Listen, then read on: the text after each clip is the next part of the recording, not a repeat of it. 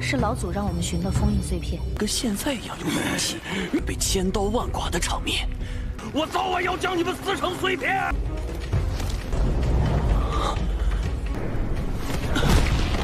说的是他们吗？你之前虽然残暴了些。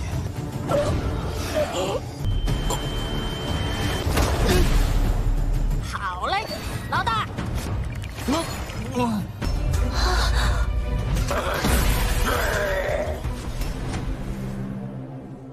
Welcome back to Kobe Movie. Dan hari Sabtu nih teman-temanku, mari kita lanjutkan dua Lord kesayangan kita, yaitu Lord Suyang dan Lord Lingfeng. Yes, seperti biasa kita masuk dulu ke Dewa Suyang ya, dimana di part 68 episode 70 hari ini kita semua bakal melihat Lo Xian bakal bertempur melawan musuh yang lumayan kuat. Tetapi yang paling menegangkan adalah Sun yang beserta kawan-kawannya, karena mereka dihimpit oleh para monster kuat yang menyeramkan. Nah, lo mantap kan? Maka dari itu, kita review sedikit dulu buat part kemarin, di mana kita semua sudah melihat Suyang dan kawan-kawannya diserang oleh sekelompok iblis dan peri abadi, dipimpin langsung oleh iblis yang bernama Meng Yi. Pertarungan sengit terjadi antara Meng Yi melawan si Ting Feng. Ini sungguh mantap, seru sekali. Sampai Meng Yi dibuat tidak berkutik sama Ting Feng. Wah, bocah satu ini udah berbeda ya guys. Sekalinya mendapatkan teknik tubuh dewa perang dari Suyang, dia langsung jadi overpower nih. Meng Yi dipukul habis-habisan. Dia berusaha menerobos ke tempatnya Lord Suyang, tetapi ternyata dirinya itu ingin menyatakan menyerah guys. Nah, dari situlah Suyang bisa tahu hidupnya Meng Yi itu sudah tidak panjang lagi. Jadi dia berniat untuk mengorbankan diri supaya ratusan pasukan iblis dan peri abadi yang mengikutinya di belakang itu tetap bisa hidup, walaupun harus menjadi budaknya sekte Tianlan selama 100.000 tahun. Sungguh orang yang mulia ya hatinya ya. Tetapi di akhir sungguh mengejutkan kita semua, karena si Lo Xian tiba-tiba memberikan 3 pecahan segel yang dibutuhkan oleh Suyang. Nah, gimanakah kelanjutannya tuh?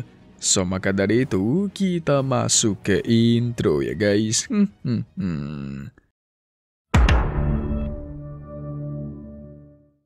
Singkat cerita, tepatnya di markas aliansi Iblis Tanah Suci, tampaknya para penjaga di sana mulai menggosipkan hal yang sudah terjadi di sekte Tiankui kemarin, yaitu terkait si Meng Yi, pemimpin dari ratusan iblis dan peri abadi kemarin. Mereka yang sempat menyerang Suyang, tetapi berita yang mengejutkannya adalah Suyang memberikan mereka semua pil penambah hidup 1000 tahun. Tentu mereka semua terkejut. Itu sungguh fantastis. Nambah hidup 1000 tahun mah udah luar biasa ya kan? Tapi mereka nggak tahu guys, orang-orang kemarin itu yang di sekte Tiankui bakal jadi budaknya sekte Tianlan selama 100.000 tahun. Tapi tetap saja berita itu sangat menggemparkan. Jadi membuat mereka berpikir ingin pindah ke sekte Tianlan saja. Tapi tiba-tiba pemimpin Tanah Suci yaitu Qiu Jue mengatakan, selama dia masih hidup, maka tidak ada yang bisa melakukan hal demikian.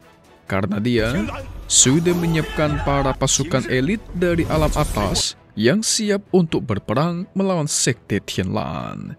Jadi mereka semua harus bersiap.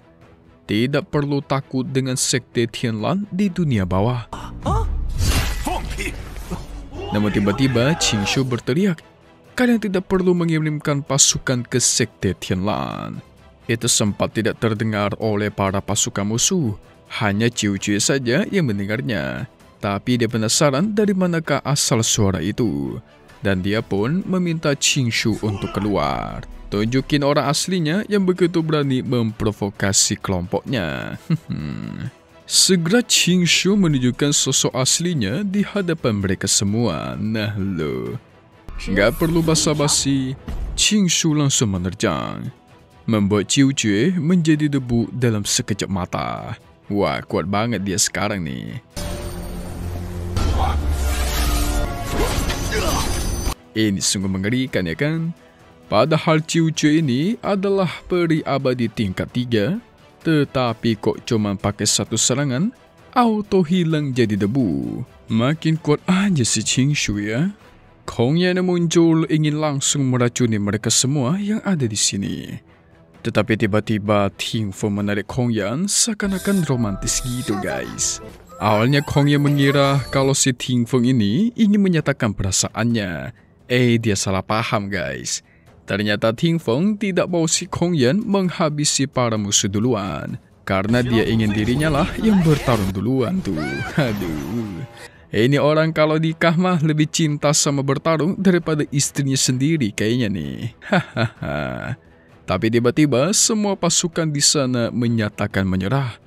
Tanah suci menyerah kepada Sekte Tianlan. Di awal-awal ngomongnya ingin menyerbu Sekte Tianlan. Udah gitu sorakannya keras banget.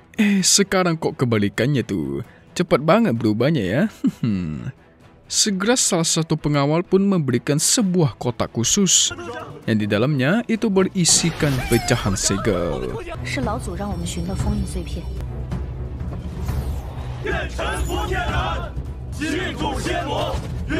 Mantap, dapat satu lagi ya.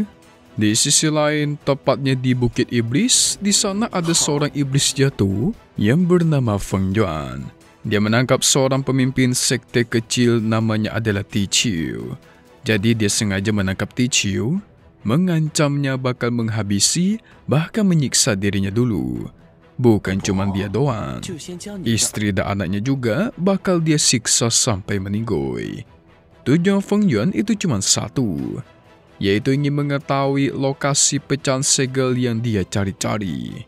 Dan Feng Yuan memberikan waktu selama 10 hari agar dia membuka mulut. Tetapi tiba-tiba dia merubah plannya atau rencananya. Dia pun memerintahkan para anak buahnya agar segera membawakan semua tawanan yang sudah mereka tangkap. Karena Feng Yuan ingin melakukan penyiksaan kepada istri dan anaknya Tiqiu sekarang juga. Tentu membuat Tiqiu murka. Orang-orang seperti Feng Yuan ini itu cuma berani menggertak yang lemah.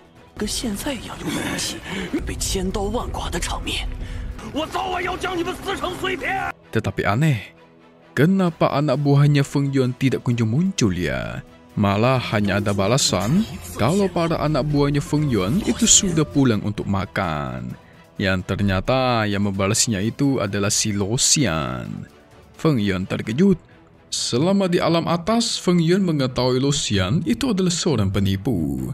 Tetapi Feng Yuan sangat yakin Lo Xian gak bakal bisa melawan anak buahnya, yang dimana ada total 10 penjaga di tingkat 5 peri abadi. Sekuat itu, mana mungkin Lo Xian bisa lawan ya kan? Tetapi Lo Xian langsung menunjukkan tubuh-tubuh ke 10 penjaga yang sudah dia kalahkan. Apa?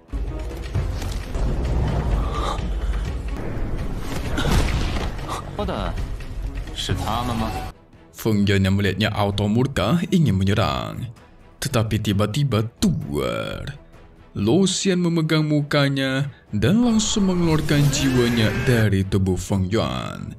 Buset, ngeri banget nih guys.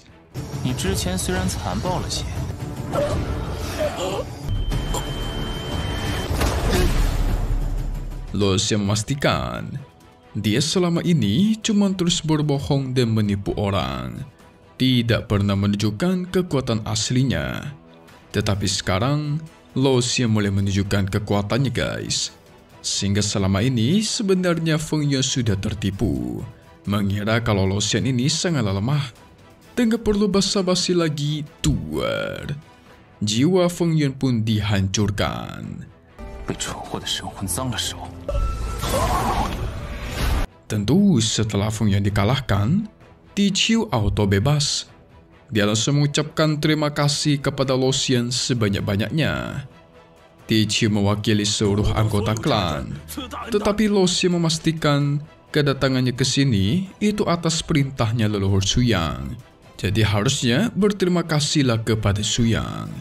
Tetap saja, mulai hari ini Tiqiu memutuskan mereka semua beserta anggota sektenya bersedia untuk dikirimkan ke Sekte Tianlang, membayar jasa ini 100 kali lipat. Sungguh hasil yang luar biasa ya. Tapi mulai ini, Mimin jadi kepikiran nih. Semakin banyak orang yang ingin masuk ke Sekte Tianlang. Mungkin yang jumlahnya banyak ini bisa dijadikan sebagai tentara perang buat Sekte Tianlang ya guys. Tapi buat apa ya guys? Su Yan sendiri aja udah cukup melawan semua orang yang ada di dunia ini. Karena kan dunia ini ciptaan gurunya buat dia main-main ya kan? Di sisi lain, Ting Feng kembali dengan begitu sombong, mengatakan dia sudah membawa pecahan segel untuk sang guru. Begitu juga dengan Lo Xian, sudah membawakan satu pecahan segel dari Bukit Iblis. Ini artikan tersisa satu pecahan lagi agar semuanya sempurna guys.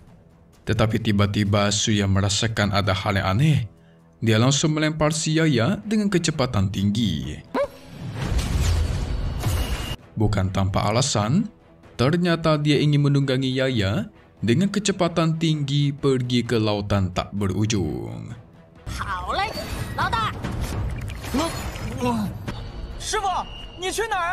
Di sisi lain, tepatnya di lautan tak berujung, San Yang beserta yang lainnya itu sedang kesulitan. Mereka terus dikejar oleh monster super kuat yang susah untuk dikalahkan. Oh, pantas Su Yan terbang dengan kecepatan tinggi, ternyata dia mau ke sini guys. Karena dia bisa merasakan San Yang dan lainnya itu sedang dalam keadaan darurat. Pada akhirnya mereka pun terhimpit. Tidak ada satupun serangan mereka yang bisa menembus tubuh dari monster-monster ini yang kerasnya bukan main. Tidak ada pilihan, San Yang menggunakan harta pemberian leluhur Su Yang untuk berlindung. Tetapi sayang, mereka tidak bisa bertahan lama. Karena para monster ini terlalu kuat guys. Dan benar aja, tuar. Hancurlah pelindung mereka. Saat mereka bertiga ingin dihabisi, tiba-tiba muncul sebuah cahaya kecil berwarna kuning yang menembus kepala para monster itu. Dan yes, kalian semua pasti sudah tahu kan? Ulah siapa ini? Benar sekali. Itu adalah Dewa Su Yang guys. Leluhur satu ini bisa tahu kapan dan di mana para muridnya sedang mengalami bahaya. Dan dia bisa datang dengan kecepatan tinggi untuk menyelamatkan mereka. Sungguh leluhur idaman ya. Tapi apa nggak penasaran dengan selanjutnya guys? Karena pecahan segel ternyata tinggal satu lagi buat sempurna dan supaya bisa naik ke alam atas. Dan di part selanjutnya Su Yan bakal pakai pedangnya guys. Kira-kira kenapa tuh? So langsung saja kita bakal masuk ke review buat part di hari Selasa. Oke guys. Setelah Su Yan menyelamatkan mereka bertiga, Lo Xian pun ikut datang kemari. Dia juga berusaha bertarung melawan para monster. Tetapi sepertinya para monster ini malah semakin banyak dan terlalu kuat, membuat Lo Xian terhimpit sampai meminta bantuan sama Su Yan. Bahkan mungkin monster-monster ini lebih kuat daripada para peri abadi dan iblis jatuh yang pernah mereka lawan. Sehingga Su Yan tidak ada pilihan, dia menggunakan pedang langitnya untuk menghabisi mereka semua. Wow, ini bakal keren nih. Setelah puluhan episode, akhirnya bisa melihat Su Yan menggunakan pedangnya lagi guys. Mantap. So kita tunggu lagi buat part 69 ya guys. Lian Shishuanian di hari biasa, hari Selasa. Tetapi satu hal yang pasti, cuma di sini ya. Thank you buat kalian semua yang nonton dan selalu support channel Mimin. Semoga kalian semua sehat selalu. Memang pamit undur diri dulu. Kita bakal ketemu lagi di video-video selanjutnya. Oke kalau gitu, see you guys.